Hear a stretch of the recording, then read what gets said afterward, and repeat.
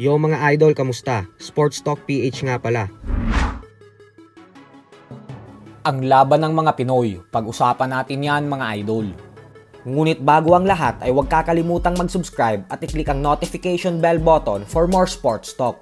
So sa naganap nga po na Sanman Boxing event kagabi sa General Santos City, ay muling bumida ang matitibay na pambato natin, kung saan naging matagumpay ang former WBC Interim Bantamweight Champion Raymart Gabalio matapos niyang talunin via third round knockout ang kapwa Pinoy boxer na si James Pagaling.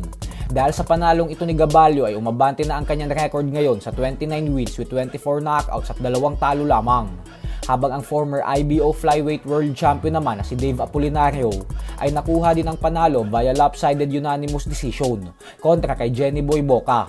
Lahat ng tatlong hurado ay nagkasundo sa score na 60-54, kaya naman naipanalo ni Apolinario ang lahat ng round sa mata ng mga judges. At umabante na din ngayon ang kanyang record sa 21 wins with 40 knockouts at 1 talo lamang. At ang isa pa nating kababayan na si Vince Paras ay nakuha din ang panalo via third round stoppage kontra kay Anthony Gilbuela. Umabante na din ang kanyang record ngayon sa 22 wins with 60 knockouts sa 3 talo lamang. At syempre hindi mawawala dyan ang signature picture ni Paras kasama ang mga nagagandahan round girls. Sa kabilang banda naman mga idol ay nagkita nga po ang ating pambato na si former WBC Featherweight World Champion Mark Magnifico Magsayo at former WBC Interim Lightweight Champion Ryan Garcia sa Los Angeles, California kahapon.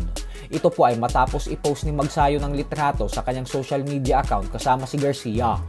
Kakagaling lang po ni Magnifico sa isang napaka-impresibong panalo via second round knockout nitong nakalipas na linggo lamang.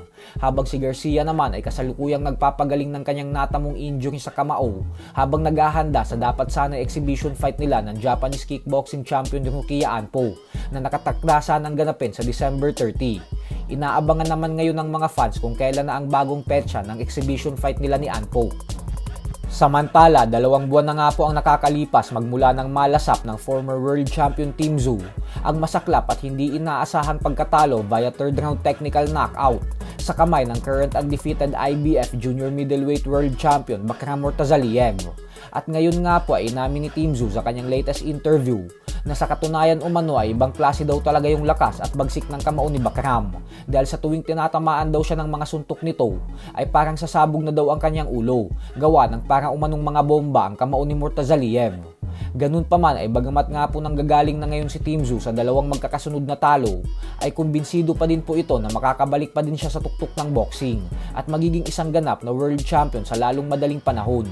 Sadyang may mga kailangan lang daw muna siyang ayusin sa pamamaraan ng kanyang paglaban. So hanggang dito na lang po muna tayo mga idol.